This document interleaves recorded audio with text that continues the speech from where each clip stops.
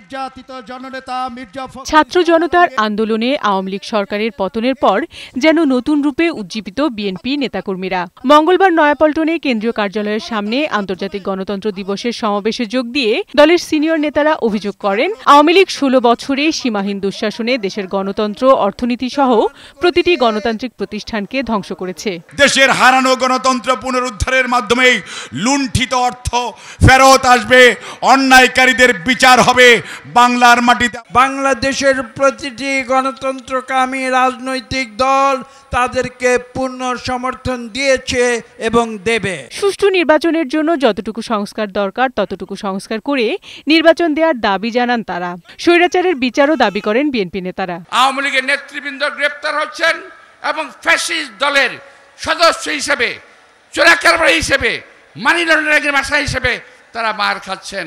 আমাদের নেতা কর্মীরা আমরা ইনশাল্লাহ কখনো মারের মুখে আমরা পড়ি নাই, ইনশাল্লাহ পড়তেও হবে না। নির্বাচন দেওয়ার জন্যে যে সংস্কার প্রয়োজন সেটা হচ্ছে সবচেয়ে বেশি জরুরি এবং প্রয়োজন।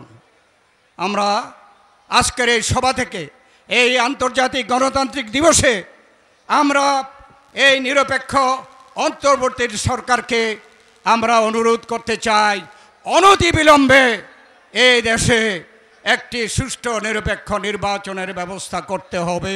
সমাবেশে বিএনপি মহাসচিব মির্জা ফখরুল ইসলাম আলমগীর বলেন, ছাত্র জনতার বিজয়কে সুসংহত করতে হবে। ষড়যন্ত্রকারীরা এই গণতন্ত্রকে লুট করে নিতে চাচ্ছে।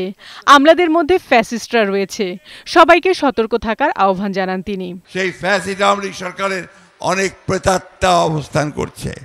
তারা সমস্ত যে প্রচেষ্টা আমাদের গণতন্ত্রে ফিরে যাওয়ার, সেই বাংলাদেশকে ফ্যাসিস্ট মুক্ত করবার, সেটাকে নস্যাৎ করবার জন্য তারা এখনও বসে আছে, চক্রান্ত করছে। এই চক্রান্তকে রুখে দাঁড়াতে হবে। গণতন্ত্র দিবসে আজকে আমাদেরকে আবার সেই শপথ গ্রহণ করতে হবে। যেভাবে বুকের রক্ত দিয়ে আমাদের ছেলেরা এই সুযোগ সৃষ্টি করেছে, বুকের রক্ত দিয়ে হলেও আবার আমরা সেই সুযোগকে রক্ষা করব, বাংলাদেশকে সত্যিকার অর্থে গণতান্ত্রিক রাষ্ট্রে পরিণত করব। চূড়ান্ত বিজয় না আসা পর্যন্ত আন্দোলন চলবে বলেও জানান বিএনপির সিনিয়র নেতারা। বিউটি সমাদ্দার, বৈশাখী সংবাদ, ঢাকা।